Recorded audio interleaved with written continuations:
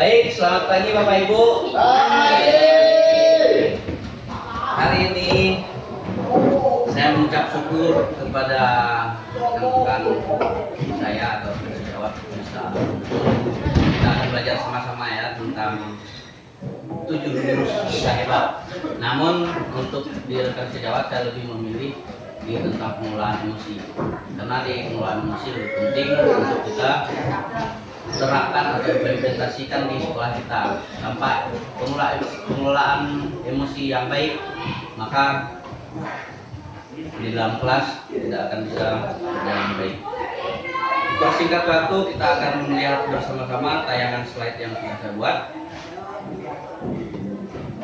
Baik, di sini ada kelola emosi.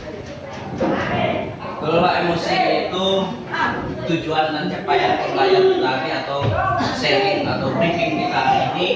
Guru BK dan guru non BK terampil menerapkan bimbingan langsung di kelas untuk membantu murid mengelola emosi dan stres akademik. Ya, dimana di sini pengelolaan emosi baik kita sebagai pendidik maupun peserta didik siswa perlu kita kelola dengan baik. Dan stres akademik contohnya dalam pelajaran bahasa Inggris, siswanya nggak pandai-pandai, kita yang marah atau bagaimana melihat siswa tersebut, mungkin kita perlu kelola emosi kita dengan baik, karena siswa itu mungkin dia mempunyai gaya belajar yang berbeda dan mempunyai bakat minat yang berbeda. Tidak mesti harus kelola emosi seperti itu. Nah, emosi sendiri adalah pola reaksi kompleks yang meliputi perasaan, pengalaman subjektif, perubahan psikologis tubuh, dan perilaku yang muncul sebagai respon terhadap situasi tertentu atau rasa anda di dalam maupun luar diri. Sifatnya yang subjektif dan dapat berubah. Ini juga dapat mempengaruhi pikiran, persepsi, dan tindakan seorang seperti tersenyum atau senang atau marah. Lanjut ya. Mengenal kata emosi itu ada happy, excited, sad, hungry, dan apa tuh yang marah kuning kepada kuning muda itu. Syarat tulisannya itu scale ya. Nah, di sini ada pembahasannya, nanti saya akan bagikan file berbentuk modul atau file ini ke rumah. Kita lanjut saja sini. Nah, di penjelasannya tadi ada excited itu bersemangat, kemudian happy bahagia ya, happy. Tender lembut ya, asam ya, tender. Tender proyeknya pasang. Hah? Ya, karena memang yang dapat yang kacamata kita pakai yang ini aja, tender lembut. Cool, betul bro? Cool kan? Nah, lembut. Kemudian angry, scare, takut. Harus kayak gini kan? Nah, apa yang penting ketakutan kayak itu? Wah. Kemudian angry itu marah. Nah, marah agak seram nih, merah, menyala. Kemudian sad. Ya, bahasa Inggris sad itu sedih. Ya. Nah, di sini kita sebagai pendidik bisa melihat peserta didik kita atau siswa kita bagaimana sih muka-muka mereka. Contohnya si A kemarin hari Senin yang kedua sedang misalnya ketemu lagi ke hari kedua atau hari Seninnya Selasanya tengok dia sedih, bukannya sedihnya gimana aja, contohnya sedihnya itu ya, contohnya dia nangis lah atau dia sendiri lah, tidak seperti sifat biasanya. Nah, itu peran penting kita sebagai pendidik untuk mengetahui atau mencari tahu apakah faktornya dari lingkungan tempat tinggalnya atau ada faktor penyebab atau pemicu ada di dalam sekolah itu sendiri. Karena kita kan sudah dibentuk yang namanya guru wali ya, karena di dalamnya itu ada guru wali menangani beberapa siswa. Karena itu ada program yang kita lakukan memang ya, jadi kita perlu memang perhatikan peserta didik kita yang kita jadi guru walinya, bukan ini wali kelas tapi guru wali. Lanjut. Nah, di pengelolaan mesin ini contohnya digambarkan pakai tangan enggak? Ini menurut siapa itu? Dokter apa itu? Ya, nanti Bapak Ibu bisa pelajari. Saya akan file itu untuk kita. Nah, di sini jempol ya. Jempol itu ibu jari ya, ditepukan ke dalam telapak tangan, mewakili stigma yang sedang aktif atau bersemangat. Nah, ini semangat. Contohnya kalau kita marah, Pak Yo kan, contoh Pak Yo itu bisa kalau ketawa senyum, tapi ada saat marah. Manusia itu tadi dikatakan emosi itu bisa berubah-ubah, ya, tidak menentu. Contoh Pak Yo lagi marah dan Pak Adi, gara-gara Pak Adi datang, begitu kan? Rasanya berduduk hati ini, detak jantung ya semakin kuat. Kemudian tangan ini pasti genggam ini. Apalagi kalau lawannya contoh Pak Adinya tadi genggam tangan juga, ya. Karena ini adalah otak ini, ya. Otak kalau di manusia sih otak reptil, ya. Otak reptil. Karena di otak itu ada 3. Ada neokortex, otak yang berperan penting, yang bisa berpikir bahwa sesuatu itu logis, masuk akal, itu bagian otak korteks. Tetapi bagian tengah ada otak yang namanya otak limbik, itu berfungsi atau bekerja saat kita mempunyai empati rasa mau berbagi. Contohnya kita punya di rumah, ada sayur saya nih di ladang, kayaknya mubazir nih, tetangga saya enggak punya, saya pengen berbagi nih, ambil sayurnya bagi tetangga. Mungkin itu yang lagi bekerja adalah, bukan lagi mungkin ya, yang bekerja adalah otak limbik, rasa empati dengan sesama. Tetapi kalau otak reptil yang tadi di luar, reptil tahu ya, reptil itu seperti binatang, ya, seperti binatang reptil. Contohnya reptil, buaya, kemudian dinosaurus dan segala macam, ya. Nah, inilah yang disebut dengan ibu jari ditekuk ke dalam. Ini masih aman. Ketika ini sudah keluar habis. Nah, ya, jadi bagaimana kita mengelola emosi sebagai pendidik, jangan sampai ini nanti keluar, jangan boleh keluar, ya. Jangan sampai keluar. Makanya kalau kita ketemu sesama kita atau ketemu siswa, kalau otaknya reptil sama-sama reptil, ya, reptil sama reptil, jadi itu fight or apa tuh bahasa Inggrisnya Pak Sam? Lawan atau kabur? Fight or sembunyi. Oh, sembunyi itu bahasa kita, bahasa Indonesia.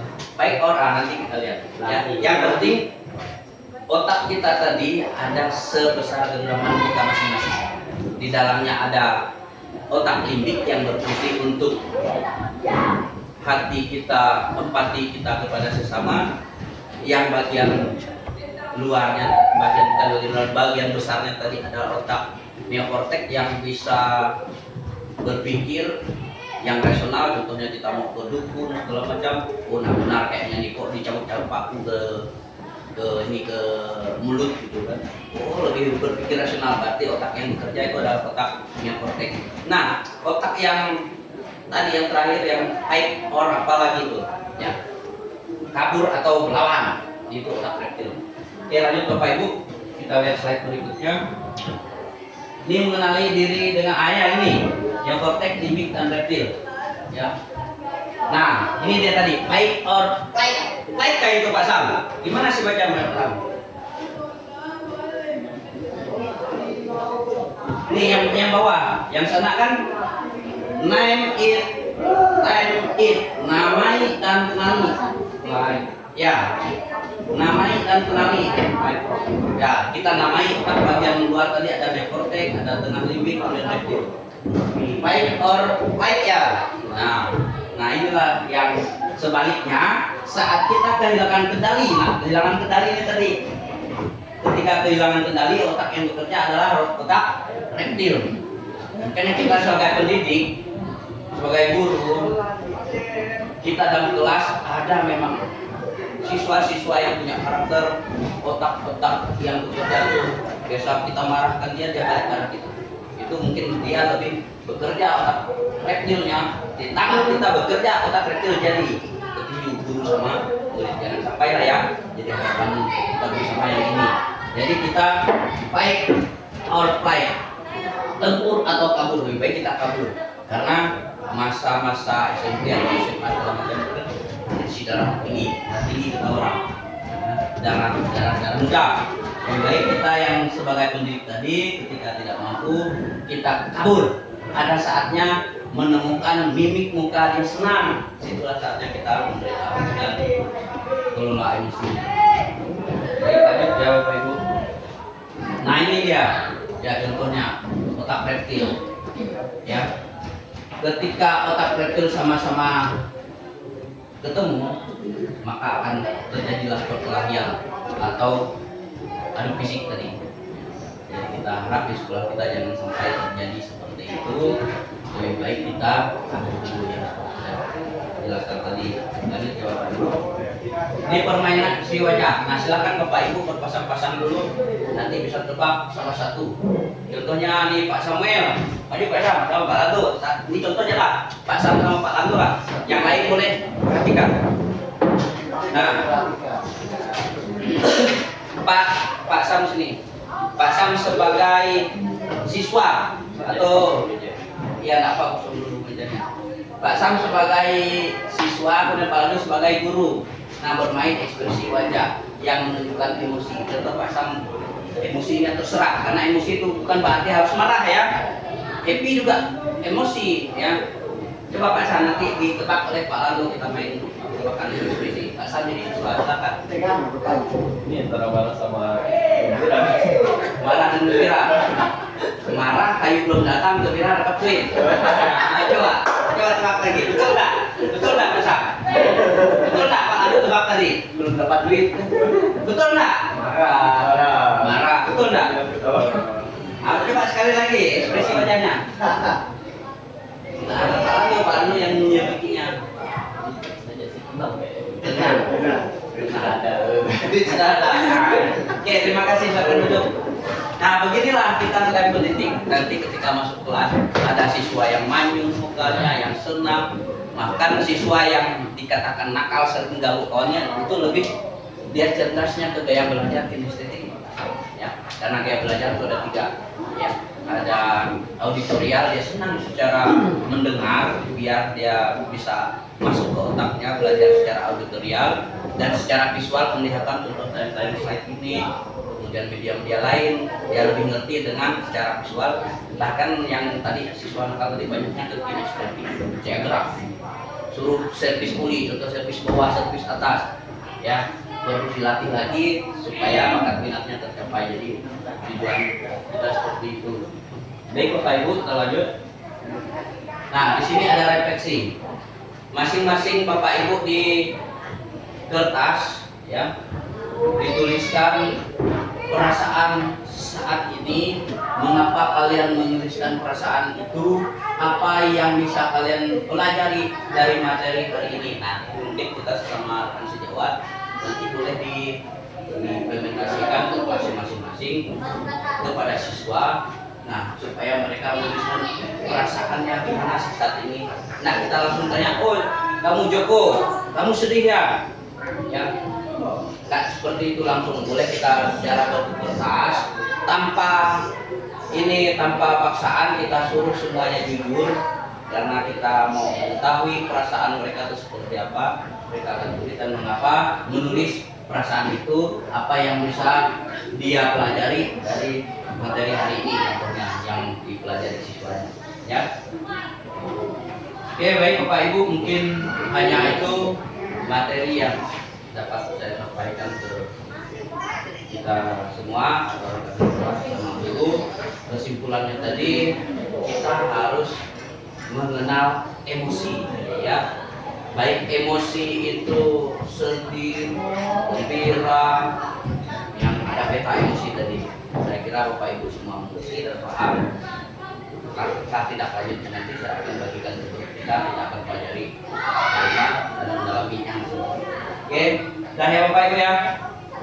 Oke, terima kasih. Oke.